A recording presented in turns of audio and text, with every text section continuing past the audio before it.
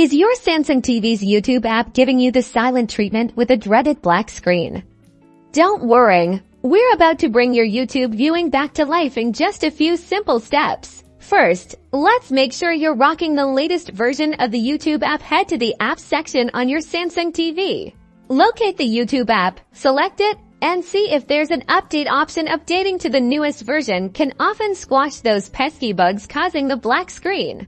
Next up, try the classic tech solution, a restart. Turn off your Samsung TV completely and plug it from the power outlet. Wait for a full minute, then plug it back in and power it on. This clears out any temporary glitches that might be interfering with the YouTube app. Now, let's check your internet connection.